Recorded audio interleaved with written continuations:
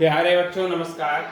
जैसा कि आप सभी लोग जानते हैं, आपकी हिंदी की क्लास रेगुलर चल रही है। इसी क्रम में हम वर्तनी को आगे बढ़ाते हैं और स्वर से आगे चलते हैं और क्या क्या वर्तनी की अशुद्धि वगैरह होती हैं उसके बारे में भी डिस्कस करते हुए चलते हैं। तो अपने एक एक करके देखते हुए चलते हैं कि आज की वर्तनी क्या होने वाली है।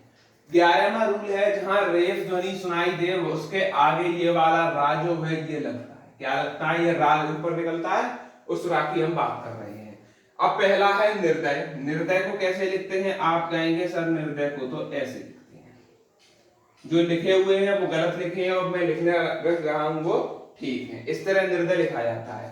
आशीर्वाद बहुत आता है, आशीर्वाद ऐसे नहीं लिखा जाता है, आशीर्वाद ऐसे लिखा जाता है। ठीक, आशीर्वाद हो गया। निर्दोष कैसे लिखते हैं? नाम के रा नहीं निकलता है। निर्दोष को लिखने के लिए आपको इस तरीके से लिखना पड़ेगा, निर्दोष।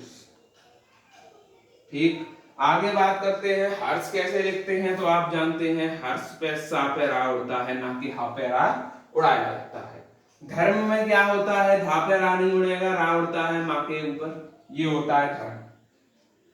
कीर्ति की बात करते हैं तो कीर्ति पे का पे रा ना उड़ते हुए हम रा उड़ाते हैं ता के ऊपर और मात्रा भी लगाते हैं। आदर्श कैसे लिखते हैं? आदर्श ये गलत लिखा हुआ है, आदर्श को लिखने के लिए इस तरीके का प्रयोग करते हैं। कार्तिक है, कार्तिक ऐसे नहीं लिखा जाता है, कार्तिक लिखा जाता है इस तरीके से, इस तरीके से, इस तरीके से। तो ये रेफ की जो शुद्धि है वो हमने कर ली है, आप सभी के साथ डिस्कस। आप चलते हैं अगले रूल की तरफ, वो क्या कहता है ध्यान दीजिए। देखिए दोनों रा को मिलाने पर अशुद्धि है ये, इसको हम कैसे सही करते हैं इसके बारे में बात कर लेते हैं। एक तो रा ऋषि का रा है, एक वही रा है लेकिन हलंत यानी आधा रा है। ऋतु लिखा हुआ है, ऋतु को ऐसे लिखते हैं क्या? आप कहेंगे नहीं, ऋतु को तो हम ऐसे लिखते हैं। किस तरीके से लिखते हैं? ऋतु को इस तरीके से हम लिखते हैं। श्रृंगार की बात करते हैं तो श्रृंगार ऐसे लिखा जाता है, ये हो गया श्रृंगार। घृणा ऐसे नहीं लिखते हैं, घृणा लिखने के लिए आपको इस तरीके से प्रयोग करना पड़ेगा, क्या? घृणा। अनुग्रहित कैसे लिखते हैं? तो आप बताएंगे अनुग्रहित ऐसे लिखते हैं। कैसे? अनुग्रहित होता है, ना कि अनुग्रहित होता है, अनुग्रहित होता है। ऋषि इस तरह नहीं लिखते हैं, ऋषि को लिखने का तरीका ऐसा होता है कि ऋषि ऐसे लिखा जाता है। ठीक, ये ऋषि होता है। कृषक इस तरह यहां लिखते हुए कृषक पे का के नीचे रा इस तरह निकाला जाता है और बन जाता है आपका कृषक। ये रा और रा संबंधी नियम है, आई थिंक आपको समझ में आए होंगे। अब चलते हैं आगे।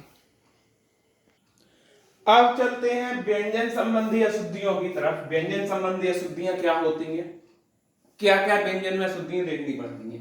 पहला है उज्जवल। उज्जवल आपका बहुत आया है, वेरी वेरी इंपोर्टेंट, इसको डाल देना, यानी कि उज्जवल क्या है? Very very important. क्या इस तरह लिखा जाता है उज्जवल? आप कहेंगे नहीं। उज्जवल में क्या होता है? दोनों जा होते हैं वो आधे आते हैं। कैसे आते हैं? आधे। चलो मैंने भी आधे कर दिए, उज्जवल, ये बना उज्जवल। ठीक। ज्योत्सना ये भी वेरी वेरी इंपोर्टेंट है, पूछा गया है ज्योत्सना कई बार एग्जामों में। तो इसको ऐसे लिखते हैं ज्योत्सना, ये होता है। सामर्थ, सामर्थ की बात करते हैं तो सामर्थ्य होता है, इस तरह लिखा जाता है। विद्वान, विद्वान कैसे लिखा जाता है? विद्वान नहीं होता, विद्वान होता है। क्या होता है? विद्वान। चरमोत्कर्ष होता, ऐसे लिखा नहीं जाता, चरमोत्कर्ष होता है, यानी चरमोत्कर्ष लिखा जाता है। यही अशुद्धियां आपको परेशान करती हैं, बस वर्णों को समझते चलें। गलत, गलत ऐसे नहीं लिखते हैं, गलत लिखते हैं। क्या होता है? गलत होता है। अब बात करते हैं महत्वपूर्ण। आपको ठीक लग रहा होगा लेकिन ता जो है वो दो बार आता है, वो भी आधा, यानी कि महत्वपूर्ण होता है, ये हो जाता है महत्वपूर्ण। तत्व, तत्व की बात करते हैं तो ता भी दो बार आता है, तत्व ऐसे लिखा जाता है। कृपया, कृपया नहीं होता, कृपया होता है, यानी कि कृपया ऐसे लिखते हैं। किस तरीके से लिखा जाता है, तो कृपया इस तरीके से लिख दिया जाता है। 39, 39 ऐसे नहीं लिखते हैं, 39 लिखने के लिए 39 ऐसे लिखा जाता है। ये है व्यंजन संबंधी अशुद्धियां, जो कि पहली दूसरी बहुत इंपॉर्टेंट है, और हम बताएं आपका महत्वपूर्ण काफी इंपॉर्टेंट है, पूछा गया है, तत्व भी पूछा जा चुका है। 4 वेरी वेरी इंपॉर्टेंट है, और ये तो है ही इंपॉर्टेंट, किसी ना किसी एग्जाम में तो आएंगे ही आएंगे। लेकिन ये चारों जो बताए मैंने कई बार पूछे गए क्वेश्चन हैं। अब बात करते हैं हलंत संबंधी अशुद्धि की। हलंत संबंधी अशुद्धि में क्या है कि आपको कहीं हलंत लगाने लगता है और आपको नहीं लगा मिलेगा तो आपको लगाना होगा, और कहीं हलंत नहीं लगता नहीं है और वहां लगा हुआ मिले तो उसको हटाना होगा। इसी को बोलते हैं हलंत संबंधी अशुद्धि। जैसे अकस्मात है, अकस्मात में ता पर आपका हलंत आएगा, किस पे आएगा, ता पर, तो ये हो जाएगा अकस्मात। अंतर देखिए केवल हलंत का है, बाकी बिल्कुल ठीक। विद्युत में ता पर फिर हलंत आएगा, आप कहेंगे जी सर। संबत में ता पर फिर हलंत आएगा, तो आप कहेंगे जी सर, हम भी लगा देते हैं हलंत। बात करते हैं सम्यक। सम्यक में फिर हलंत नहीं आएगा, सम्यक में हलंत लगा हुआ है लेकिन हलंत नहीं आएगा, ये अपवाद के रूप में आप देख सकते हैं। पृथक में हलंत लगेगा, पृथक। विराट, विराट में भी आपका हलंत लगेगा और विराट लिखा जाएगा इस तरह से।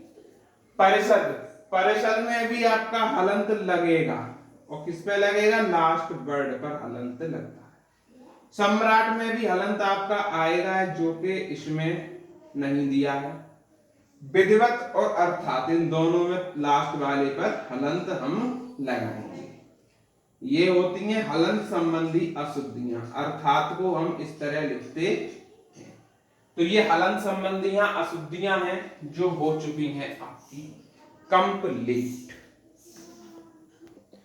और हम आज आपकी वीडियो को यहीं तक रखते हैं, हलंत संबंधी अशुद्धियों तक, और इसके कुछ चीजें होंगी वो हम आपको कराएंगे। अब व्यंजन में और भी चीजें हैं कि हम टा की जगह ठा को लगा देते हैं, या सा की जगह कोई दूसरा सा लगा देते हैं, तो वो भी हलंत